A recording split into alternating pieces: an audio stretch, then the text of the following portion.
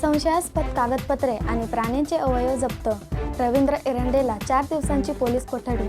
नाशिकमधील बहुचर्चित रवींद्र एरंडे प्रकरणात आज जिल्हा न्यायालयाने मोठा निकाल दिला आहे.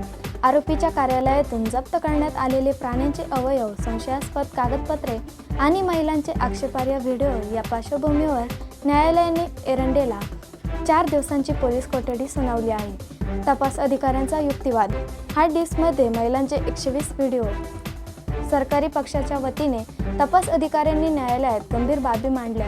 पोलिसांच्या दाव्यानुसार आरोपीच्या कार्यालयातून प्राण्यांचे अवयव आणि काही संशयास्पद कागदपत्रे हस्तगत करण्यात आली आहेत. या वस्तूंचा वापर नेमका कशासाठी केला जात होता याचा शोध घेणे आवश्यक आहे.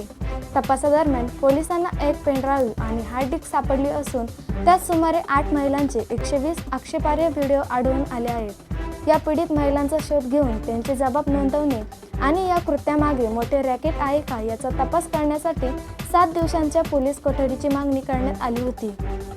बचाव पक्षाचा दावा. मोरपिसाप्रमाणे सापाची काठ ठेवली.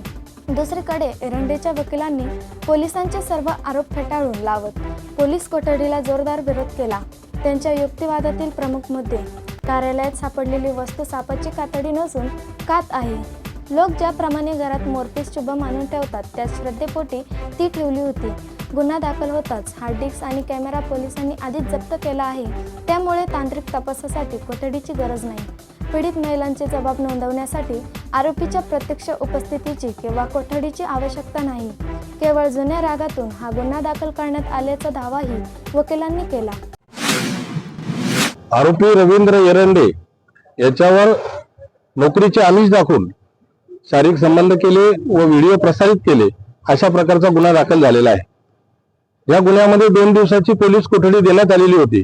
आज देखील या आरोपीला मेहरबान न्यायालयात घेऊन आलेले होते आणि मेहरबान न्यायालयाने पुढील चौकशीसाठी, पुढील तपासासाठी 4 दिवसाची पोलीस कोठडीचा आदेश पारित केलेला आहे. न्यायालयाचा निकाल. दोन्ही बाजूंचा युक्तिवाद ऐकल्यानंतर तपासाची व्याप्ती आणि जप्त करण्यात आलेला तांत्रिक डेटा पाहता न्यायालयाने रवींद्र एरंडेला अधिक तपासासाठी 4 दिवस पोलीस कोठडीत ठेवण्याचे आदेश दिले आहेत. या 4 दिवसांच्या काळात पोलीस आता त्या 8 महिलांची ओळख पटवून त्यांचे जबाब नोंदवणार असून प्राण्यांच्या अवयवांचा वापर जादूटोणा किंवा इतर काही बेकायदेशीर कामासाठी केला जात होता का या दिशेने तपास चक्रावून फिरणार आहे.